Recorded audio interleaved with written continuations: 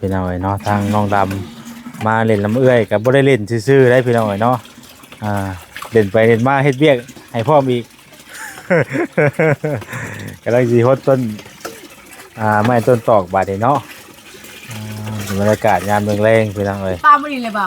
ฮะปลาไม่ดีกินดำเจ้ามันน้อยเดี๋ยวเจ้าเอาตัวนี้จัดไป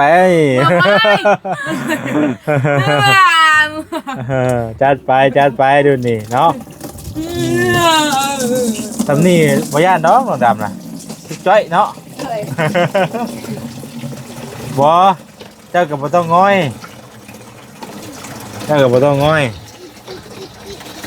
ลงต่ำๆเลยมันจังบ่นั่นเจ้าสูงอยู่แล้ว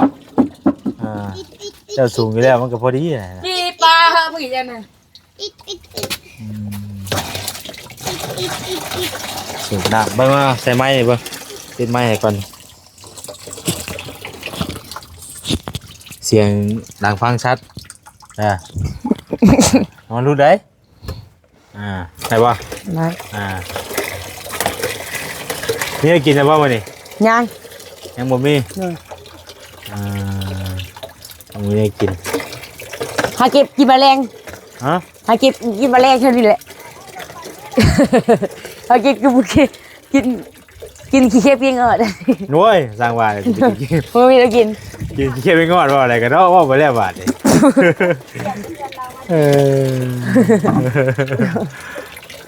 ว้าเป็นใครเป็นม่าไม่เบิ้ลละบ่ยังเดียวเก็บขี้ฮะเมื่อไรเราอยากเมื่อไรยังอยากกินเจ๊ขี้เกียจโอ้กล้ากินว่าอะไรกล้ากินอยู่แต่บ่เอาซื้อมาจังเอาซื้อเปล่าบัดนั้นบ่กล้าได้ข่อยย่านได้ข่อยเป็นยังย่านได้จะเห็นตัวมันก็ยังย่านได้เขาก็เมื่อยได้เมื่อย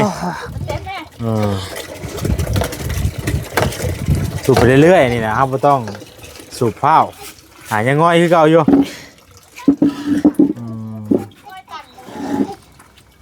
มันบ่ได้จังหวะมันบ่พูดอ่ะวัวกระตำพอดีเลยพอดีกับอันหัวเลยเนาะอันนี้ก็ได้ตัวนี้เต็มนะว่าตัวเต็มพากรีตัวนี้เนาะเบา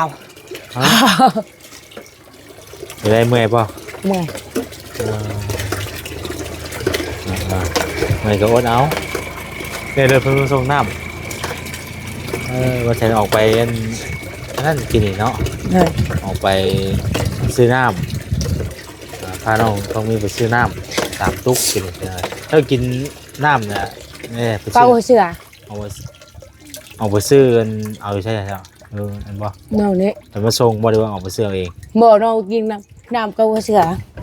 ซื้อน้ำเสือกินบ่เอาน้ำแบบในกระตุกบ่ได้ใหญ่บ่ได้มีบ่ใช่นะน้ำในกระตุกใหญ่บ่มีบ่มันนั้นขี้เหงื่อเลยน้ำมันอยู่กับที่นี่ขี้เหงื่อบ่ใช่บ่ไปซื้อน้ำหานเขานอกมาไว้เลยคายออกมาเนี่ยก็มีขี้เหงื่อมันเข่าเตาบ่เขาทานแล้วมันเป็นขี้เหงื่อลายบ่จ๊ะเลยเมื่อเขาก้นเมื่อแรกก็ซื้อไปแพ็คหนึ่งใช้ขาอัดลมใหม่แต่ต้นหูจะไม่หมดเลยหมดมันไตเข่าบ่แพ็คหนึ่งขีดซิปมันได้จะพกขวดน้ำยังไงกลัวเสือน้ำเสือตึงไหนตุกใหญ่นะเลยกินได้จักมื้อ10 มื้อโอ้น้ำ6 ขวดกินได้10 มื้อผู้เลยแม่นบ่ว้าวชื่อจักแม่แล้วแหละพอได้เปล่าเหมือนเห็นได้ต่อโอ้บ่พอก็สิได้พอเด้มันเต็มเนาะวันนี้มันก็สิซื่นได้บัดนี้เนาะไม่ FC อย่าขอไปเลี้ยงอยู่เพิ่นว่าได้หมออันนั้นขอไปเลี้ยง FC นั่นแหละอะไร FC มาแล้ว FC ขอไปเลี้ยงเลยจะสิให้อยู่บ่เขาก็เพิ่นมาเอาอะไรก็บ่สิเอามาเลี้ยงกันบ่เป็นแม่ผู้ชมรูปเจ้าออกอยู่เฮือนน่ะจะปลูกผักได้ย่างละ มีแต่บ่ได้ผักอ่ะ ย่างอะไรเปล่า ย่างอยู่มาปลูกซอยเอ้ยเจ้าก็ได้เลยเอาก็เชื่อใน พักบัวเจ้าเวอร์ทุเม ผักหลายเนี่ย เหี่ยวนะ ปลูกแล้วบ่นี่เนาะปลูกผักยังเนี่ยบ่ทั่วบ่ เออมันออก เก็บงวงว่าเบาลีก็มาว่าลืมนะ แต่ก่อนเราเคยมาหาเจ้าตอนค่ำเมื่อกันบ่ เลย ช่วงค่ำไปแล้ว หน่อยคำ มื้อนี้บ่ได้เบี้ยแล้วล่ะว่าบ่ได้เฝ้าเลยว่า บ่บ่ได้พาเลยแล้วบ่เลยว่าเอ้ย อ่าแล้วเบี้ยแล้วงานไปแหละ เลยมีแต่นอน เดี๋ยวนอนก็นอนถึงยามใครอยู่ช่วงนี้มันเป็นปีใหม่เด้เพิ่นบ่ว่าดอก เออ ช่วงนี้เป็นปีใหม่เด้ หนาวนะเบา ฮะ หนาวเนาะ ธรรมดาซำนี่พอดีนอนม่วนมันบ่ฮอด เนอะ เปิดพัดลม เวลา บ่ บ่ จ้ะ บ่าบ่มาคุลม บ่มักพัดลม เนอะ เป็นไรคือว่าบ่มักพัดลมฮะพี่เจ้าอ่ะนี่อัน เฮ้ยคน ไอ้ไปพดอ้าวก็มาซอยเอื้อยเนาะแน่ว่าโอ้ไปอันเพื่อนเอื้อยก่อนน่ะเอามากล้วยเห็นมากล้วยอยู่นะมื้อนั้น เฮ้บ่กล้วย เชื่ออยู่ วีหนึ่งฮะเฮ้บ่กล้วย มากล้วยมะม่วงแล้ว เฮ้บ่แหละกล้วย นี่เป็นบ้านสวนได้จังหน่อยเนี่ยต่อไปบ้านเป็นบ้านสวนได้ ไปมันก็จะเป็นบ้านสวน เนาะ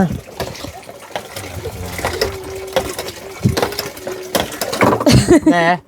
รุ่นละบาทเลย แม่เกินไป แห้งลายบ่ นาย แห้งลายบรรยากาศในบ้านก็จะเป็นตะยูแล้วบ้านนี้คือยังไงเนาะจะมีแต่เช้าเลยมันเป็ดก็สิว่าเลยสะอาดเลยไปโมงจะพดหนุ่มมันนี่บ่จ้ะ เลย เป็นแม่ คักเบา มันก็ออกเรื่อยๆอยู่ถือว่าแห้งแน่นอนเลยนี่แห้งอยู่น้ำนี่มันออก เฮ้ยอ้าวก็ เมื่อกี้ว่าหนุ่มพดอันแต่ก่อนมาใส่กระปุกพักคือกันเด้หนุ่มพดตั้งตัวใดนานได้ เหนื่อยได้ดีวะ ฮะ ไม่ใช่ อยู่หน้าพุ่นเด้อยู่หน้าก็ปลูกอยู่แต่ก่อนมาใส่กระปุกพักหักบ่ได้ เกิดจะเป็นคือผู้ชาย ปลูกไว้กิน เคยเพียน โอ้โห เกือบ เรา เป ชื่ ลี่ อย น เกือบมาให้ แล้ว แล้วชื่อเกือบมาให้ ใช่ กูใจเหียนแล้ว ไม่ได้ซื้อใหม่ได้เงินทันกัน ในเงินทานสิเกิดได้ป่ะโอ้เดี๋ยวเราก็ยังคิดเห็น โว้ยน้ำมันรถได้ใช่น้ำมันบ่มีน้ำมันรถคนนั่นแหละน้ำมัน เอาลำใจเราอยากซื้อให้เนาะอะไรของขวัญปีใหม่วะของขวัญปีใหม่เราอยากซื้อให้เอื้อย เอ้ยจะขึ้นไปดูดของข่อย รถรุ่น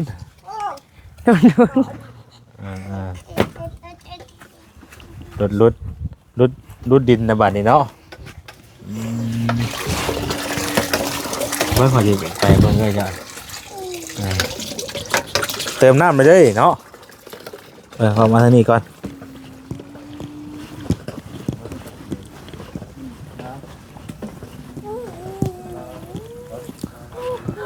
ดินมันก็อยากแข็งเนี่ยน้องเนาะฮะ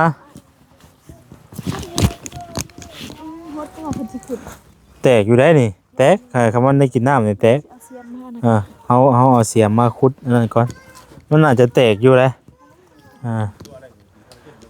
มาหุงนี่กับมาหุงเพิ่นนั่นได้นี่นะมาหุงเพิ่นชื่อมาคือกันนี่กะ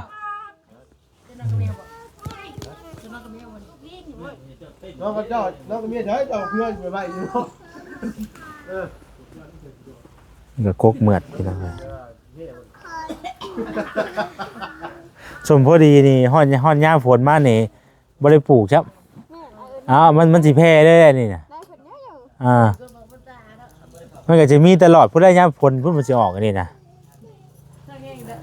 บ่ได้ใส่แกงหัวอยู่ใกล้ป่าครับนายเป็น นายบ่ใหญ่ๆเนาะ กูใหญ่เลย เอาไปปลูกใส่เพิ่นก็สิเอาเมื่ออันว่านไว้อันเฮือนก่อนพอได้ให้เพิ่นออกโอเค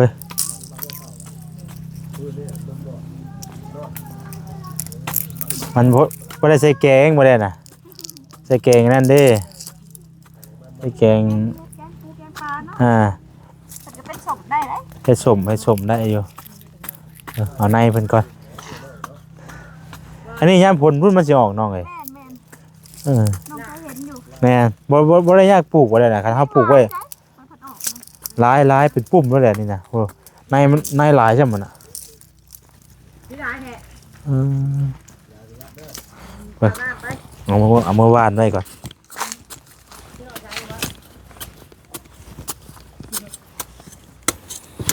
เอ้ยได้ลูกเป็นได้ตัวบะหุ่งข่อยใจอย่ามาโลกมันได้โน่ เอาเฮ้ยใบอันนั้นมันฮักได้หาไปยิกมันเนาะไปยิกไว้ก็ไม่ก็สิเตะแล้วไหนความหูซึกเจ้าฮะใจเป็นยังไงจะกินก็มันหมาคงข่อยไม่มีคนทำไมเจอเอาหน่อเลย ไม่ก็เริ่มแล้วนะโป่งเลยได้เนี่ย อย่ามาไปแล้วมันใส่เสื้อแล้วรวมดีเลยโหดได้เลยเนาะ บ้าวานมีสองต้น แตกวันนี้นะ แม่ดู ตัวผูจังตัวแม่เนาะ โอ้โหแล้วนี่นะโอ้โหเพิ่นเอามาแต่เพิ่นก็ซื้อเอาคือกันอันนี้เพราะว่าอันเครื่องปลูกนี่บ่ได้แม่นบ่สิงปลูกได้ผู้ใหญ่เพิ่นได้มาปลูกไว้ให้นี่นะจักจำได้เพิ่นความเพิ่นอยากให้ได้เพิ่นจะมาปลูกไว้ให้จะมาปลูกไว้ให้แม่นบ่ได้เพิ่นปลูกไว้ให้เบิดอะไรนี่นะอันนี้เพิ่นปะเลยแบบบ่ครัวเลยบัดนี้แล้วบ่แล้วเนาะโอ้ก็บอกลำไยอยู่หั่นน่ะเกี่ยวบ่ปื้อพุ่นยามฝนพุ่นน้องเอ้ยแม่ยามนี่แหละเฮาเอาออกมันก็สิคันบ่ฮดน้ำดีมันตายได้ถ้าเฮาบ่ฮดน้ำดีมันบ่ยัง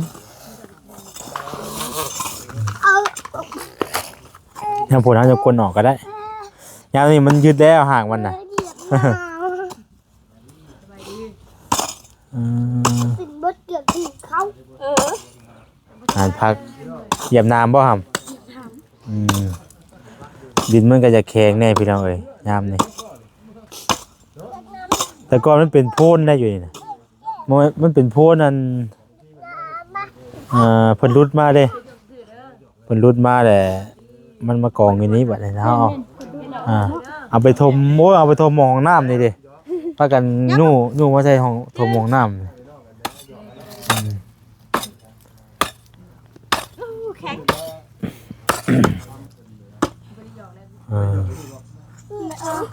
เอาไว้ยังบอกลูกยังบอกครับ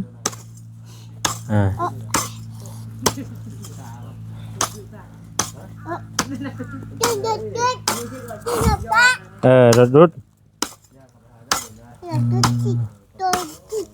อย่าแข็งเนี่ยเนาะ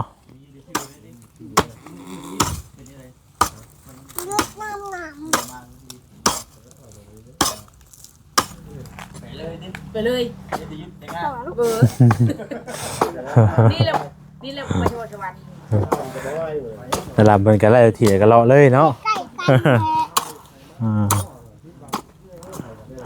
เอาออกครับแม่เจ้าคุดจิมโจ๊กเท่าไรลาบจิมโจ๊กทังเนี่ยกายทองปากกาก็จะเลยนะ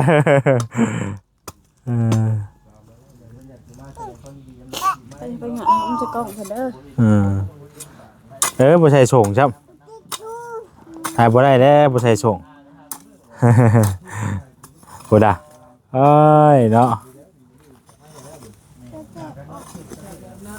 ใส่เพิ่นก็แก้ออกบ่เนาะอะไรได้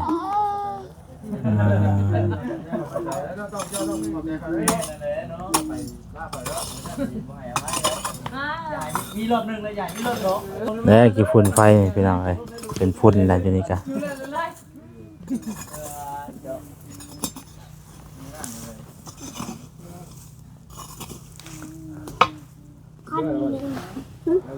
เอาไปยังไงเนาะให้ทางน้องเพิ่นขุดน้ำพุงน้ำพักไปก่อนเนาะคำบ่ได้พอจะมาเนาะเฮ็ดซีบ่ท่าซีบ่ เออ เป็นคนที่ต่างได้อัน เออมันเป็นเครื่องบ่เนาะเป็นเครื่องพ่นบ่ โดยมีบางลม อ๋อเดี๋ยวเอาสีสิรถเนาะ โดยที่ใส่แล้วก็คัดแล้วก็ อื สี งามอยู่เลยพี่น้องไอ้โต๊ะตั้งถ้าว่าเฮาเป็นชุดน่ะชุดหนึงเท่าไหร่น่ะเนาะ ก็บ่ค่อยถามเพิ่น เออ หักทำเฮ็ดซีก็ราคาหนึงหักสำหรับเพิ่นสิขายเลยเพิ่นสิบ่เฮ็ดซี อ๋อมีแต่เฮ็ดออกมาอันนั้นซื่อ โดย ๆโอ้ ซีมันละเอียด เพิ่นสิขายเข้าห้องอันหม่องนั่นต่างหากอีกแม่นบ่ โดย เพิ่นเฮ็ดส่งนำบ่ได้ก็เนาะเออหรือว่าเพิ่นเฮ็ดนี่เฮ็ดโรงงานส่ง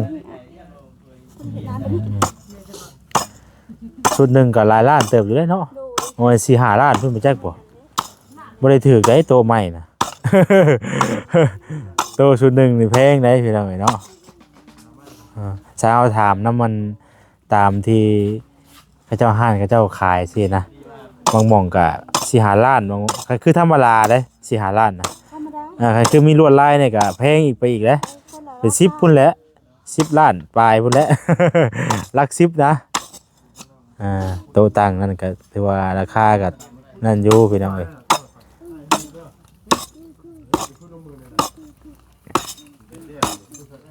แข็งบ่ร้องเลยอ่ะมันแข็ง มันแข็งบ่ มันพร้อมอยู่กุดพออึ่ง2โตตอนน่ะ เพิ่นอยู่ในหัวโพนเนาะน้องเคยไปขุดที่หลอกได้อึ่งนี่ มันเป็นโพนเด้มันก็มีอึ่ง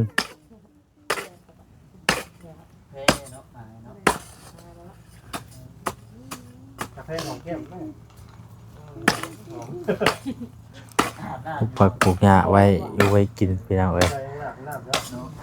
เอาให้น้องเพิ่นขุดไปพี่น้องเอ้ยเนาะมาทางนี้ก่อนบัดนี้ บอกตัวดังชุดนี้บ่ดี คิดดีนะ เจ้ามือละ หามือ ติดมีหามือบ่ได้อาบน้ำบ่ นี่หามือเลย แพงค่ะกระดิ่งตัวนี้เนาะ มีมัดคนอยากเด็ดมัดเลย